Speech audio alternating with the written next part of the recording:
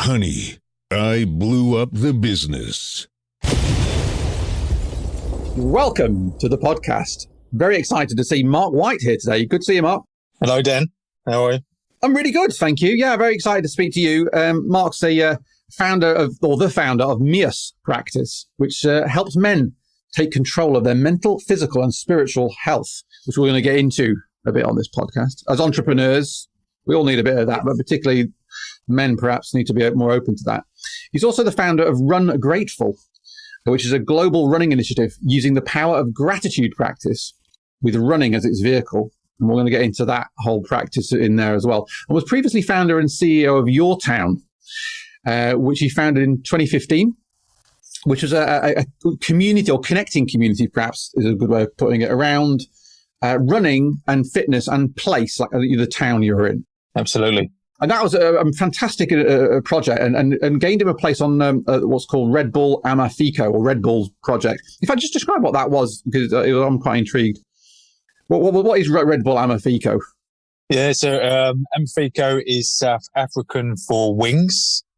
So it's founded in South Africa as a project where they look to go out there and identify social entrepreneurs around the world and to kind of facilitate an experience for them, to kind of support them and guide them and kind of, just kind of share, some tips and hints about the journey and all that kind of stuff. So I got voted one of the top social entrepreneurs in the UK back in 2019. So Red Bull took us away for a period of time and looked after us. So that was that. So as you can hear, Mark is an incredible pioneer in social purpose business and business models, and particularly driven around health, mental health, fitness. So I'm really excited to get digging into all of that. My social purpose, or my purpose is with this podcast, is to help you, dear listener, navigate through your entrepreneurial career. And if you like what we're doing here, please share that with your mates, your peers, your network, because we really are trying to help people. It's kindly sponsored by my business, the tech department, which is the one that I blew up. But we turned that around and it's now doing better than ever, actually. But I don't want to do that again. And that's why I'm trying to speak to amazing entrepreneurs like Mark. And so you can help us by rating us on Apple particularly and just sharing us and getting that network going. So do a good thing. That's my purpose. So let's get back into this, because so regular listeners of the podcast will know that I've been doing more running, particularly through lockdown and what have you. And I just want to ask you, Mark, because running seems to feature a lot in your entrepreneurial journey. How did you get into running? How did I get into running? So back it's a little while ago now, actually, 2010, I believe, I decided to give up mobile lights, which was, needed to happen. You know, them little rascals don't bring no value to my life. They'll get more and more expensive. My daughters were getting older and older. They started to read. They started to see that there was massive messaging on the front of these packets to say smoking kills. And then I used to get the questions, what does that mean, Daddy? And so anyway, the time was upon me to let go of the magical mobile lights. And they were the last thing to go if you're kind of positioned as bad habits or kind of things that I was putting into my body that wasn't ideal. So I'd a few years prior to that, which I'm sure we could maybe get into, but things of alcohol and other mind-altering substances were gone. Mobile lights were the last one to tick off the list, and it was heavily suggested to me to maybe get into running because it would really support my next steps, literally in staying stopped. So a good friend of mine, Dean, who had some experience or some evidence in the past of the value of running, fitness, etc. He gave up smoking same time as me, and introduced me to the world of running, which I now changed my life forever. At the time, it took me a bit of, it took a bit of selling, shall we say, because I didn't gravitate towards it straight away. It wasn't an instant spark. So we've got this pre and post Marlboro Light Mark White. Yeah, yes, we have. Yeah. So give us a sketch of Mark White pre giving up the fags, booze, and mind-altering substances. I mean, it was the running thing actually, and if you were to kind of broaden that around, and maybe include it under the fitness umbrella, it was a massive and I was unaware of it completely at the time, but it was the missing part of a puzzle, which was, over the years I've been putting together consciously and subconsciously, as I mentioned, through, the choices I had to make to give up other things because of consequences, to how they were interfering with my life and other people around me. And I was, in addiction, live addiction for a few years. I was in rehab when I was 18 years old. Well, not my 19th birthday in rehab. So technically speaking, 18, 19 anyway, I was in a bit of trouble, forced into a corner, very dark period of time for me.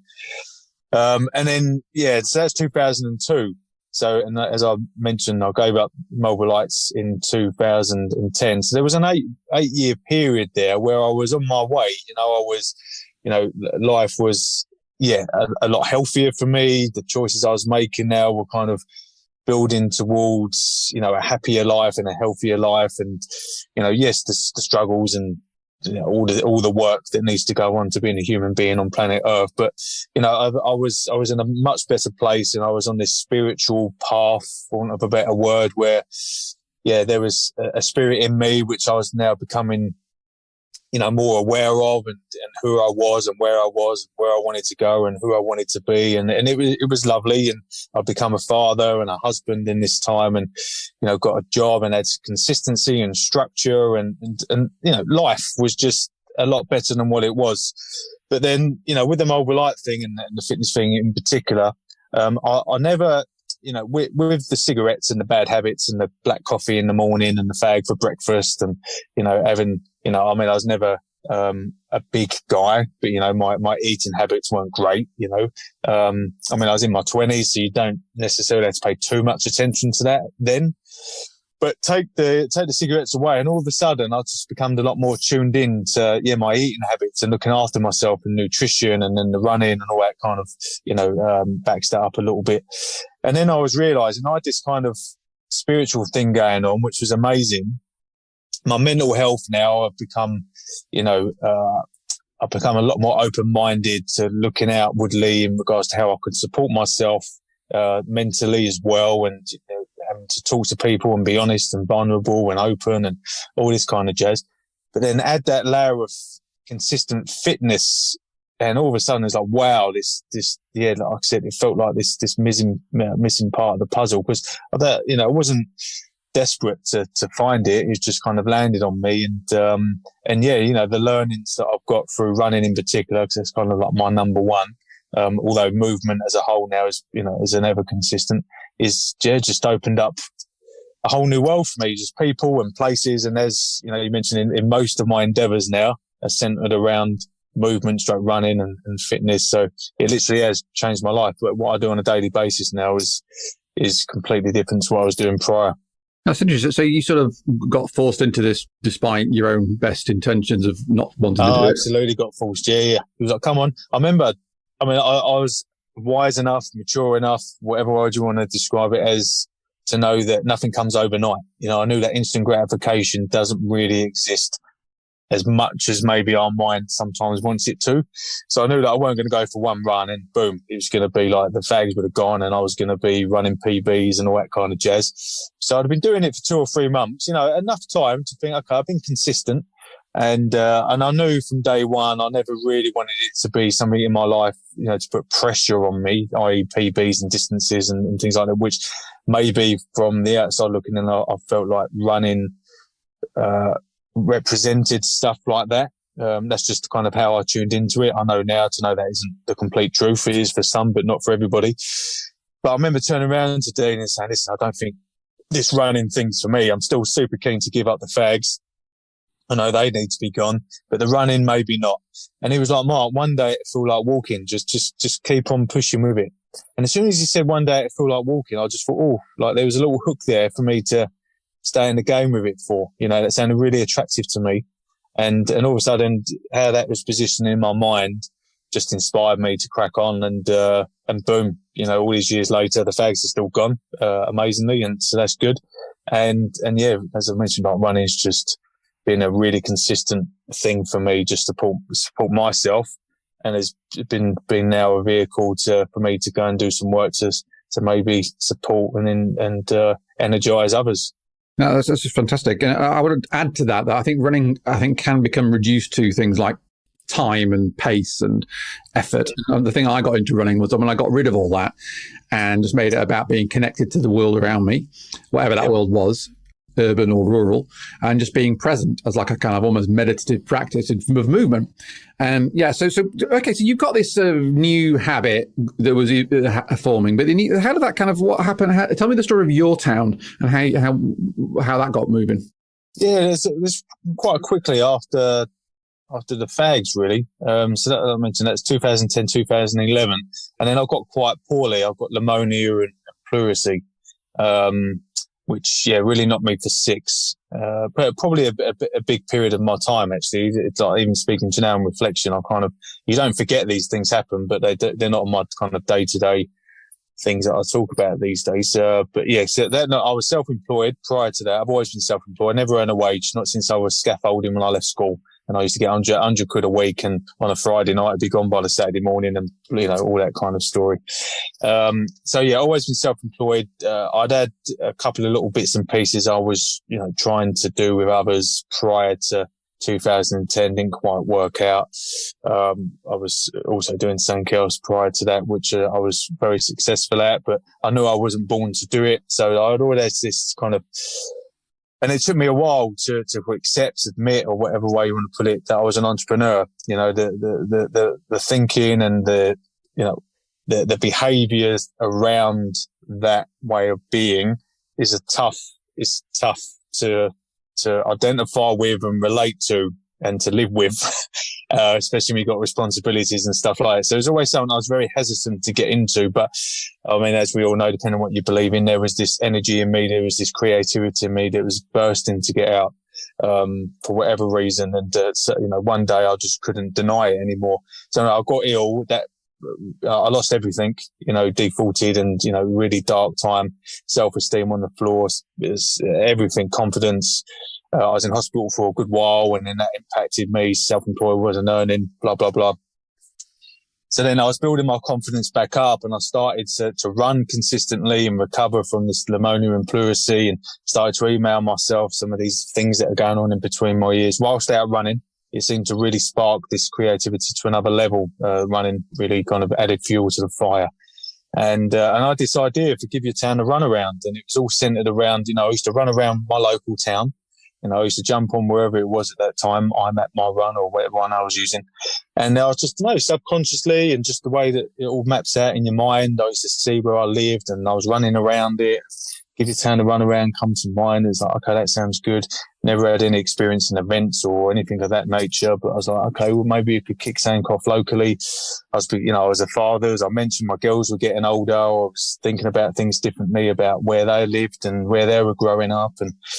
And then I was kind of tuning in to other people's perceptions and opinions about where we lived and how good it was or how not very good it was, or and people complaining about how things weren't how they used to be. And I've always been, through my days of recovery, I've always kind of now tuned into trying to be solution based.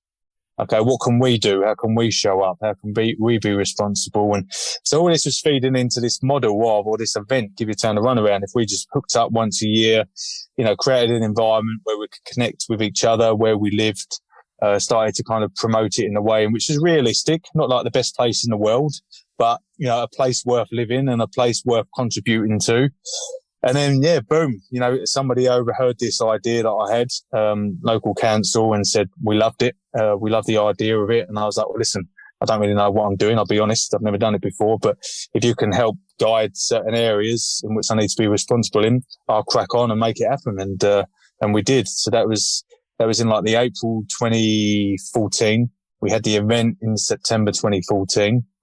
And a lot of people in and around it were suggesting that was too short a time. We need to do it maybe another year from then. I was like, no, we're doing it now. So we did it. Everyone was mesmerised and bamboozled by what we'd accomplished with regard to anything.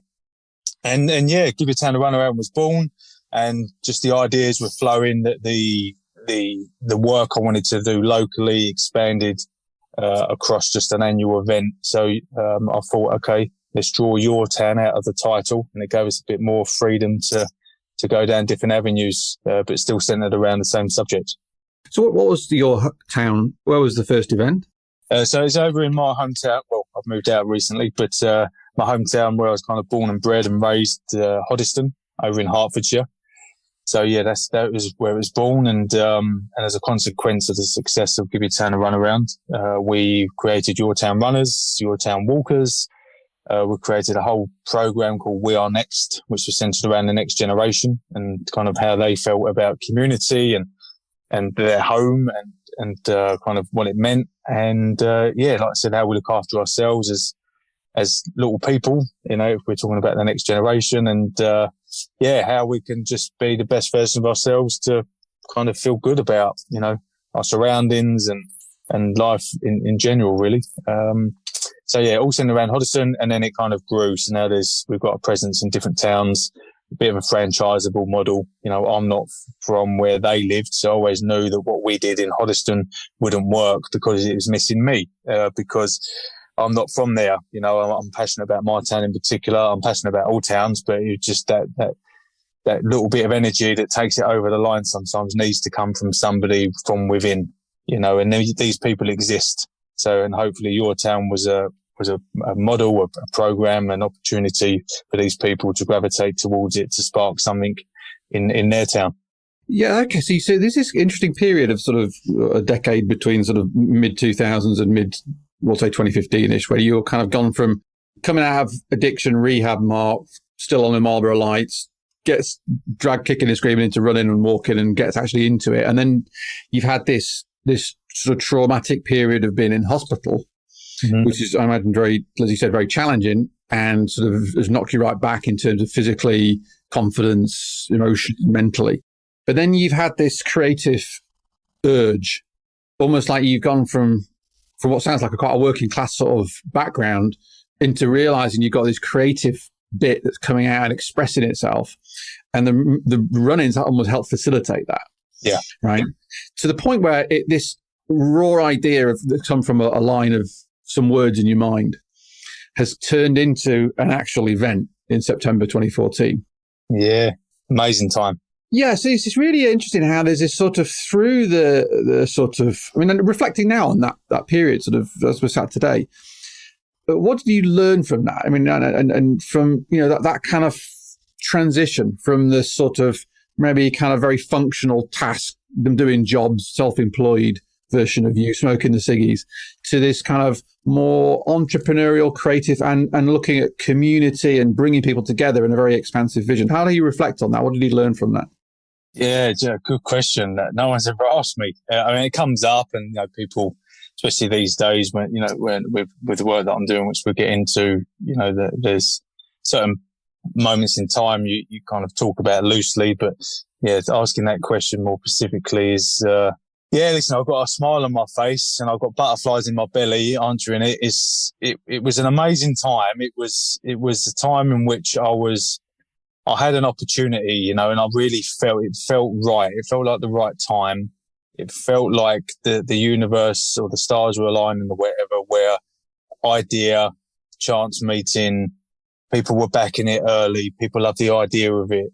People were trusting me when I didn't really trust myself.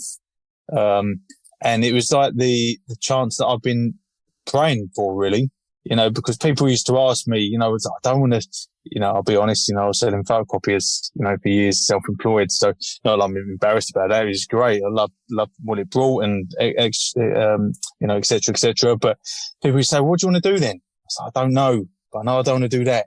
But what do you want to do? Bear in mind, I was father of two and a husband, responsibility, et cetera. And you just sound like without, what's the word that's coming to mind? I sound like a child. Well, I don't know what I want to do. Not like a spoiled child. Like I said, I was getting up every day. I wasn't just like, just walking around with me tails between my legs thinking, I don't know what, I wasn't one of them ones. But then, like I said, there is this something in me which I hadn't opened up that door yet. And through Give Your Town a Run Around in that time in 2014, the door had been open and I was kicking it open and I was running through it and I was going about my town. I knew no one, although I'm born and bred here, as I mentioned. I wasn't connected. I wasn't networking or anything like that. And I was just going out, door knocking, speaking to local businesses, large and small, community groups, colleges, charities, running groups or kind of triathlon groups, and just people were loving my enthusiasm and energy to kind of, make something happen. And, I didn't have a website, I didn't have branding, all I had was the name. There was a lot to suggest it wasn't the right time, but then it's amazing what can happen in 24 hours, and, so yeah. And then, very quickly, you've got that enthusiasm and you kind of ignite it because people were starting to say yes, and then people were starting to sign up. And then it was like, wow, okay, like this feels like a thing, and it was it did turn into one of the things. And I knew nothing at the time as well about social enterprise or charities or community interest companies. And I knew with what it represented, it needed to be something of that nature. So I was going out educating myself on what that looked like and how I could set this thing up. So I never set up a company before, really, especially with not that kind of community drive behind it. And yes, mate. So there's a lot of learning, a lot of doing, a lot of creating, and then there was a lot of me finally thinking, oh, mate, this is it. This is the path I'm meant to be on, because that community element of it and that kind of the power that can be created by people coming together, being connected and kind of joining in, and volunteer, just leaning into the good nature of humans as opposed to maybe sometimes the bad news about what human beings can do, was just, I knew what I was doing. So now I know 100% hand on my heart, I trust the path that I'm on. It's got lots of different things attached to that, which might make it a lot less obvious, because the path that I was on before was, although uncertain, because I was self-employed, the money was pretty good. There was a structure around it in certain ways, where this entrepreneurial world, like you mentioned, is a little bit funky. But it's who I am, and I need to embrace it rather than not. Amazing. That's a fantastic sort of story in there, and actually a reflection of a vision, right, that you're pursuing without knowing how that vision is going to be attained. Yeah, I didn't know. I was unaware of that language, like vision, mission. I was unaware of what I said. I didn't even have a brand, didn't have a business plan. There was an event. There was a date that I identified because it's close to my daughter's birthday, and it never rained since she'd been alive. So on her birthday weekend, so I thought, boom, it's an outdoor event. Let's go there. So that was the plan. I had the model. Don't get me wrong. I knew what I wanted it to represent, but all that stuff come later. This kind of working towards missions and visions and the why, and how can we be sustainable enough to help facilitate our next steps. And then you've got like the business part of it and sponsorships and all that kind of jazz, which is part of it, which is sometimes a little bit overwhelming because you just want to do it for free. Yeah. So you've got this, found your spark, perhaps if someone asks you the question, what are you doing? Why do you want to do it? You can answer that at that time. You suddenly got to answer that question. You're not like, well, I don't know, I'm making some money through selling photocopiers, but I don't know. So from 2014-15, you launched Your Town, and what happened next? So we got the opportunity to open a street office in my local town of Huddersfield. I knew I wanted an all year round presence away from this annual event, as I mentioned, and just do some more work more consistently and just have a tangible presence. And also, I'm just one of these guys, for whatever reason, where, actions speak louder than words. And I didn't want it just to be I wanted to have some depth behind the conversation that we were now involved in, because it's a delicate one. And we needed to be responsible. We're talking about town centre vibrancy. We're talking about the future. We're talking about the past. We're talking about, a lot of people's kind of opinions on it. There's a lot of emotion attached to that, because especially on the high street where people are losing businesses and being taken over by other, so there was a lot going on, as well as the fitness side of it and trying to encourage people to move and to kind of meet up and do things.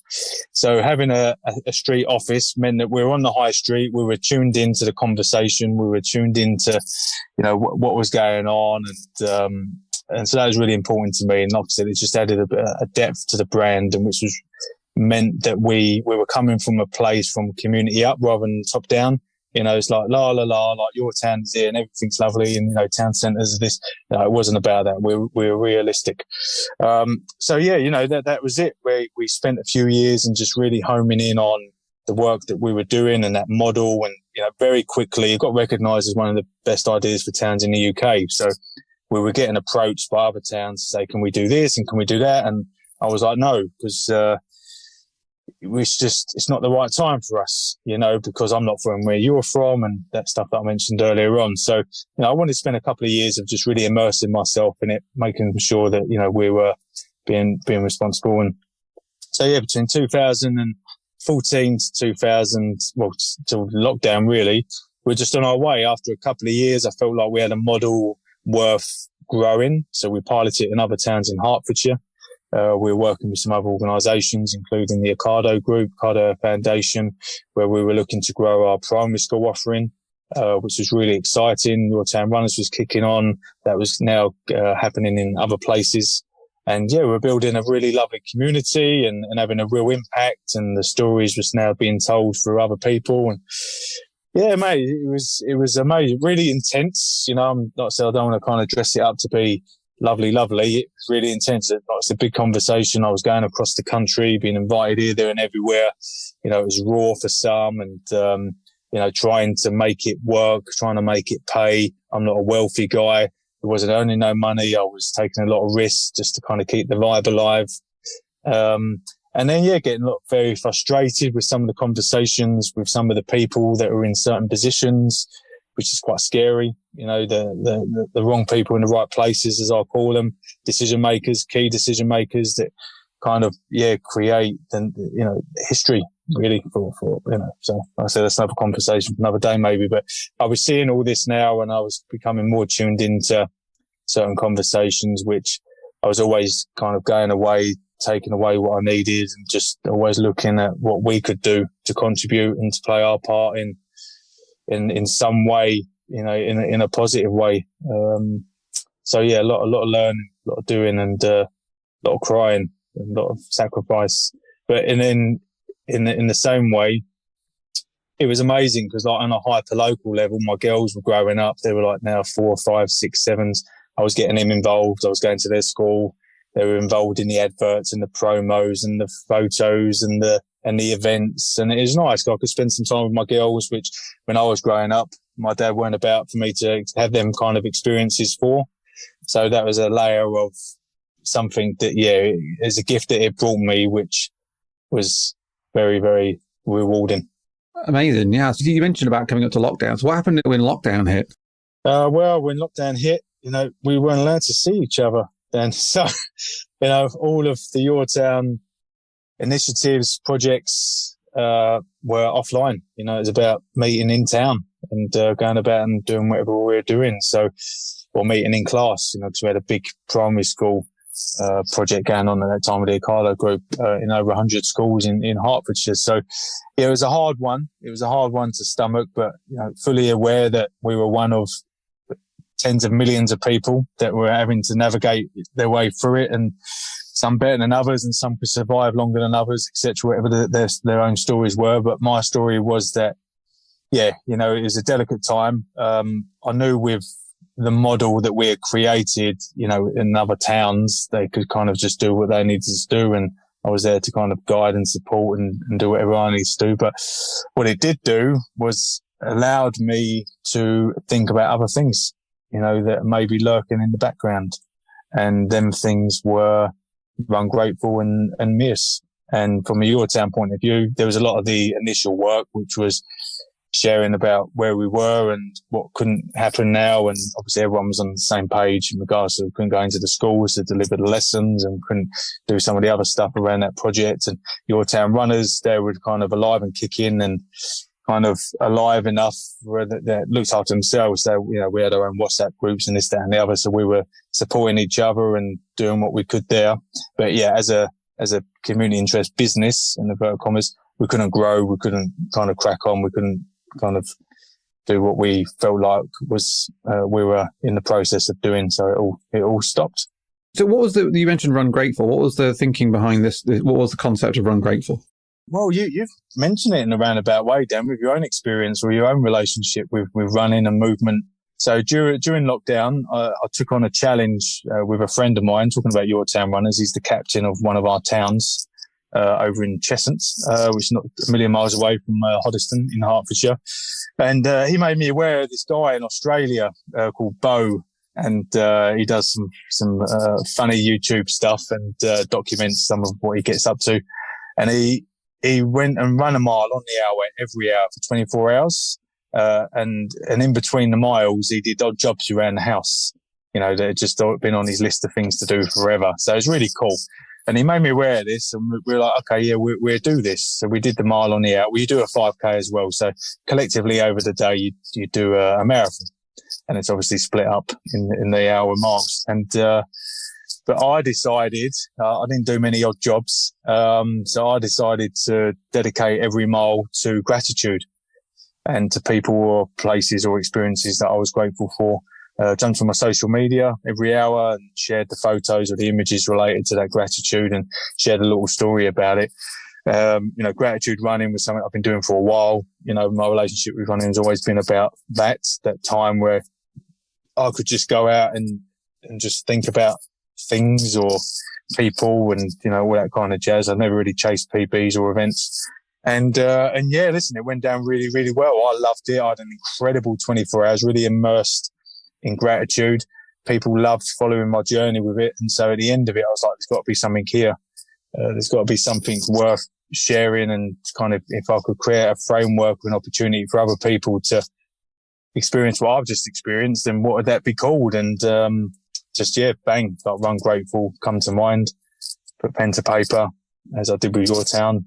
Has a little bit of experience now in kind of that side of things. And yeah, we are where we are now. It's 80 countries around the world. We do lots of amazing things, gratitude workshops with, you know, in all different kinds of places with amazing people and different ages and different backgrounds and, yeah, some, you know, refugees and all kinds of community groups. And yeah, we do the 24-hour thing. We've got one coming up in September on World Gratitude Day. And we've got people going out there doing grateful miles and they tag us in and they share who they're grateful for. We've got an app coming out in the near future. So, yeah, mate, it's an amazing thing. Very similar to Your Town in a lot of ways where the day before I didn't really know it's going to happen. And then all of a sudden the curiosity gets the better of me and I can see something in between my ears and I want to see it happen. So I do my best to make it happen. I love that. Curiosity gets the better of me. Yeah, I relate to that one. Yeah. But that's really amazing. Why is gratitude so important? For me, gratitude for years now. Well, I'm 20 years sober now, so give or take. Well, not give or take. That's exactly how long I am. But yeah, that kind of last 20 years, I've just got so much evidence to tell me that gratitude is a gateway to so much. You know, it's a really good way of resetting. It's a really good way of turning a glass half empty into a glass half full. It's a really great way of just knowing that there's other people in this world, in your inner circle, outer circle, that, you know, just need to be acknowledged or thought about or spoken to or sent a message by. There's people that are there to uplift me and guide me and support me. And there's people that hopefully as a consequence of them doing that with me, I can then be doing that for others. So it's just this web of realistic positivity that is just worth having in your life in whatever way that is. It could be a thought of somebody. It could be writing something down. And what I love about it, when I kind of say a realistic, positive approach to life is we all know that, you know, depending on how you are engaging in the world or whatever, that life can be very tricky, you know, and sometimes, you know, we're going through some very sensitive things and, you know, circumstances not always great. We could, you know, traumatic experiences can happen or be on the horizon or whatever. So it's hard to tap into gratitude all day, every day. But if you've had it in your life for long enough and you've got that evidence that I've suggested I've got, you always know that even in the darkest of circumstances, the darkest of days, there's always something to be grateful for. Always. And then that can just be your launch pad. Hopefully a better moment, a better hour, you know, a better hour, a better morning, a better afternoon, a better evening, a better day, a better week. And yeah, gratitude's at the forefront of it all, mate. So, if you can introduce that and the way of running, and kind of connecting it to running while you're out there doing these kilometers or these miles, whether it be 1 or 2 or 10 or 50 or in your case, multiple. If you could just identify one of them miles, and dedicate it to someone or something, then it's a nice way of just spending that mile before you get caught up in the mind again, So yeah, I'd love it, mate. I could talk about that all day. Yeah, it's fantastic. And I think there's a bit here of that. There's always something to be grateful for. I mean, if you're breathing, you still got. Yes, exactly. There you go. You're moving and you got, particularly, I've had it actually one time with running, and I was like out somewhere, and I thought, yeah, I can actually do this. Like physically move, and I have legs, and I'm in the countryside, and I was like, well, a lot of people can't be here. Right. And so I was very aware of this, again, the sense of gratitude for that, and that's an experience which, I think is quite good to be present with. Yeah. So +1 on all that kind of gratitude practice. And that's really, really interesting and really fantastic linking it to that. I think people should chase that down and maybe join in September. But tell us a little bit about MEUS and what brought you into that and what that's all about. Because I think that's almost like an expansion on some of these themes. Yeah, I mean, there's a common thread as it kind of comes across maybe with the work that I do and kind of my outlook on the world and what I'm about in particular. And MEUS, I suppose, is, without sounding too romantic, is my life's work. I'm considering I'm not even 40 yet. It sounds a bit of a daft thing to say, but, I've been around a little while. I've kind of experienced certain things and gone through certain things. And, I've picked up lots along the way. I've been to some amazing places, met some amazing people, kept a real open mind, just kind of dive out there and see what the opportunities are to support myself, physically and mentally and spiritually, as I've kind of half alluded to with the running and other bits. And, so when lockdown happened, I had this capacity in my mind, and this is even before I'm grateful. I was looking at my own habits. I was looking at my own things that I'll kind of do and the things I'd love to try, and, some of the barriers to their entry, whether it be a judgment or, no, I can't do that, or I'm not doing that, or that's a load of rubbish, or this, that, or whatever the story is in between the years, or I haven't got the time, all these kind of, sometimes they're justified, but mostly they're never. So I was looking at that. I was looking at what I do, what I don't do. And I was just looking at that whole experience around physical movement in particular. And obviously now this mental movement, which is coming more and more into the mainstream, in inverted commas, around mindfulness and meditation and the education around that.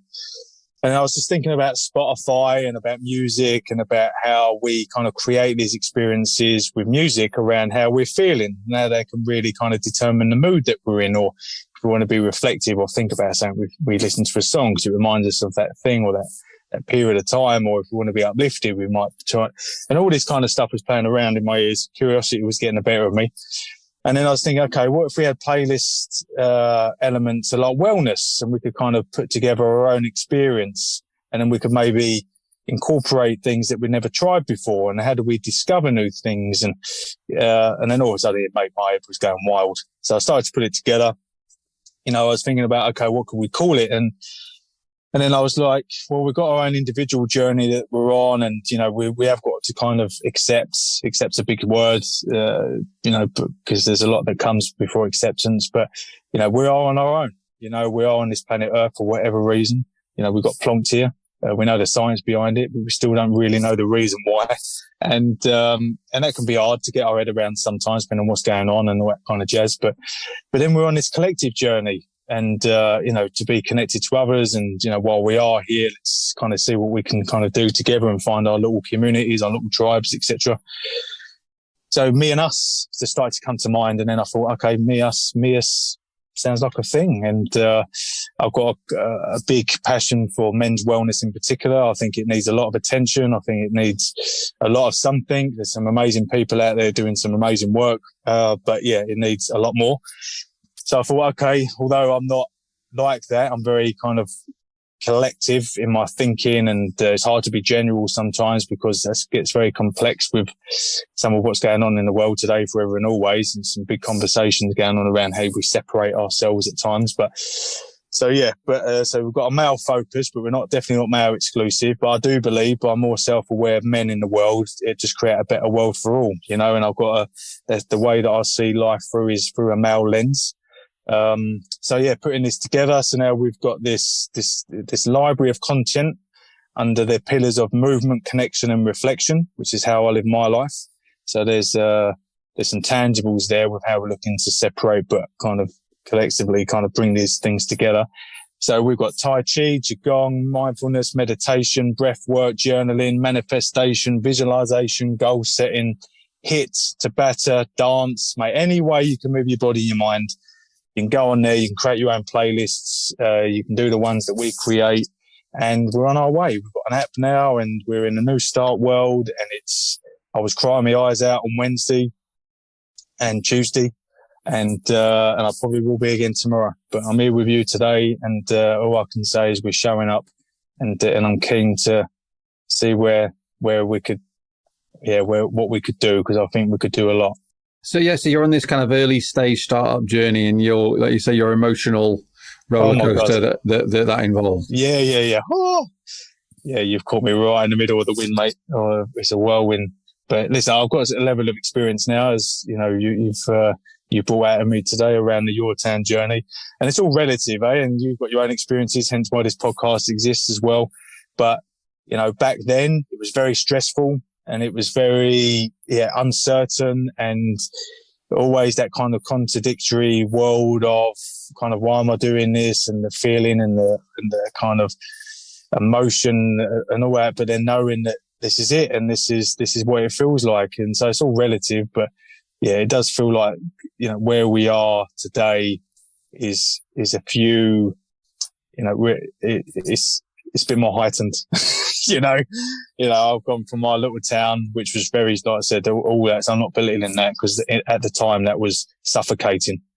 But yeah, we're still here, but it just seems to be on a bit of a bigger level, bigger expectations. So you're always trying to detach yourself from that and just try very hard to breathe with it and go with it and get things in perspective. But it's real, it's real. And, if you choose to engage in the world in certain ways, no one's putting a gun to my head. But mate, it needs to exist. And, so we need to look after ourselves in this. Hence another reason why MEUS exists, because it's got that entrepreneurial spirit in it. The outdoor or the outside messaging, a lot of it is live a happy life and do what you love and blah, blah, blah, which is lovely. But, it's not all rainbows and butterflies, I know, yeah, and it's funny. There's a theme on this podcast actually is that everybody who's been in the game, like the entrepreneurial game for a while, is those everything seems to, it's never, what's the right word, more straightforward. It's just more heightened, like you just said. The stakes always seem to raise somehow, but it's interesting. You've got some track record here. I mean, you've mapped out like a series or a sequence of challenges that you've overcome. And looking back at that, what do you think, what would be because you're in the middle of it now, of your next challenge. And by the way, this is just, I'm in the middle of my next challenge for what it's worth. I've got a business that's doing well now, but I've got the next level to take it to. And I have more team and more overhead and more this and more that. And it's a constant, sort of, there's a fear that I have to navigate. But you've had these experiences you've had. And this is, by the way, I do this as a tool for myself to sort of frame the emotions you feel in that moment. But what do you think you've learned about handling that from the last decade or so? Oh dear, what have I learned? I think I'm learning. Listen, it all boils down to me to self-awareness, and what I mean by that is like I said, just constantly. I say constantly, but more often than not, just evaluating where I'm at and kind of what needs to be done in the next moment. So the learning is, try not to get caught up in the drama and the fear. Fear, is a tough one to manage, because nothing really good comes of it. That you kind of, there's fine lines with everything in life, but with fear, sometimes it's there to protect you, and you're like, okay, like I understand why you exist, but then it's dressed up sometimes to be kind, and it's not. So for me, faith is one of my little sayings that I've got on my gym wall in the office. Is faith sits with doing. If I'm doing, if I'm progressing, even if they're little tasks, little conversations, whatever you deem little to be. But, you know, just that proactive nature just keeps the faith alive, and you feel like you're working towards something. You know, as soon as you feel like you're standing still, then all of a sudden they're doing this, they're saying this, and you know, you're not doing this right, and then the self-doubt and the confidence, and also it's a spiral, you know, which you know you're going to kind of come up against. So just learning just on a micro level, just to make sure that I'm doing my very, very best to kind of look after myself, you know, and that's the me and the us, where it's just like, okay, you know, is it a bit of journaling? Is it a bit of movement? You know, so the learning is just in that, you know, just that is that. It's just looking after myself best way I can, because as a consequence of that, everything else should hopefully play out, because you know it's going to play out regardless. It would just be my perception of it. And that self-awareness piece comes in, because, you know, you've got to know that you've never reached that final destination, you know, like you just mentioned, like it's always there, you know, and I've got a choice in this, you know, so yeah, hopefully that's an answer to your question. No, it's very much, yeah. And you do have a choice in it, by the way. And this is something that's a challenge I'd struggle with. It's an ongoing practice of realizing you do have a choice in how you respond to the information that's presented to you. Although, absolutely. And if you'd say this conversation a month ago or 5-6 weeks ago, whenever it was, recently, 100%. And I always used to say that to people, like these little 2 pence worth of information that sometimes I put out on social media that help guide me. Like, it's a moment in time is one of my one-liners. Over this last year in particular, I'm going through a divorce. Unfortunately, after 17 years, my mum got really poorly this time last year. Obviously the New Start Life, which we're kind of describing, isn't straightforward. So there's a lot going on personally and professionally. It's all entwined. And the one thing one of the things that I can kind of talk about that took me through was me just always reminding myself, this is a moment in time. It's not going to kill you. It's emotional. And yes, like there's tears there and anger there and sadness there and this there and that there, but it's a moment in time. So just kind of ride the wave. But to go back to the thing about choices, so yeah, I'll be like, listen, you've got a choice. Like, no one's putting a gun to your head. All these kind of little positive, little self-help conversation things that go on in between the years. But then I watched The Matrix the other day, which I wasn't a fan of. I loved it, by the way, the first one, but the newest one. And I forgot what he said word for word, but it's along the lines of, you know, we think we have choices, but it's just an illusion, because we always know what we need to do. And I heard that, you know, you hear something, you think, oh God, that's another spin on it. And it just sat with me, and it's the only takeaway that I took from what was a pretty underwhelming movie. But I thought, yeah, because I think, and then that leans into intuition, Dan, doesn't it? Like trusting yourself, which is a tough one. It's like follow your heart, follow your gut, and all this. And it used to fry my head, that stuff. I used to think, what are you talking about? But now, yeah, I'm becoming more and more tuned into this intuition. And actually, yes, we have got choices. So I'm not trying to play with words here, but we know what we need to do. You know, and that intuition is the choice you are able to make. So the point is they're not mutually exclusive. And the point is being aware. You still talk about self-awareness, but being aware in that present moment, which is all there ever is, of the fact that, I mean, again, I had it, you know, some stuff doesn't go well in the business last week. You have a fear-based response, but trying to be present with that and go, this is the choice. The fear is a choice. Now, it might be subconsciously driving out of you, but you can work with that, or an intuition or a weird feeling. You can choose to act on that or not. You know, that's a powerful thing to be aware of. Right. Before we're about to sort of finish our time together, so I just want to make sure we get a plug in for where people can find MEUS and get involved with Run Grateful, and where can we find you online, Mark? Yeah, thanks, Dan. So MEUSpractice.com, so MEUSpractice.com. Little 5-minute sessions, like I said, all different ways of moving the body and the mind, and just play around with it, dive in. You know, there's all your stereotypical free trials, etc. But yeah, spread the word. We're punching above our weight, and I believe in what we're doing there. So MEUSpractice.com, and you can find all the socials on there. And then we've got rungrateful.com, which is, I've explained. So amazing ways of getting involved with some of what we do. And then World Gratitude Day, we've got this thing going on. So yeah, we'll see where life takes us, but that's where you can find us. And I hope we exist for a very, very long time, because I believe the world isn't any worse off by us being in it. I totally agree. And I think so definitely check out what he's up to. Run Grateful sounds great, and I think that's a really interesting, as someone who's got into running through lockdown and appreciates that, how it's helped me in my life and business. But yeah, get involved, check him out. I think it's a really honourable and great thing you're doing there, Mark. So thanks so much for coming and sharing so openly, and check him out online, get signed up and running, and be grateful, and move. Get that body and mind, get working. I think it's really important for entrepreneurs to get into that. Thanks for coming today, Mark, and thanks for everyone for listening, and I'll see you all next time. Thanks, Dan. Thank you. We're all in this together. Do you want to get the top 5 tidbits from each episode emailed to your inbox every Friday? Yes, you do. It saves you having to go through and make notes and make a note of all the books and all the ideas that are in the podcast. We go through and we choose the top 5 we like, plus put all the links into that email. So if you just go up to honeyblew-up-the-business.com, yes, that's honeyblew-up-the-business.com, and just enter your email address. There's a little box, just enter it in, and we will send you that information. And it saves you having to make notes and all that. That's make your life a bit easier. And of course, if you did enjoy the episode, please consider subscribing. We are trying to help people through this. So the more people that subscribe, review, rate on Apple, Google Podcasts, Spotify, the more people will see it and the more we can help. So help us, help other people, other entrepreneurs like you. And before I go, I've got to say big up to my company, the tech department, the company we blew up and put back together again. They're generously supporting me on this mission through the podcast.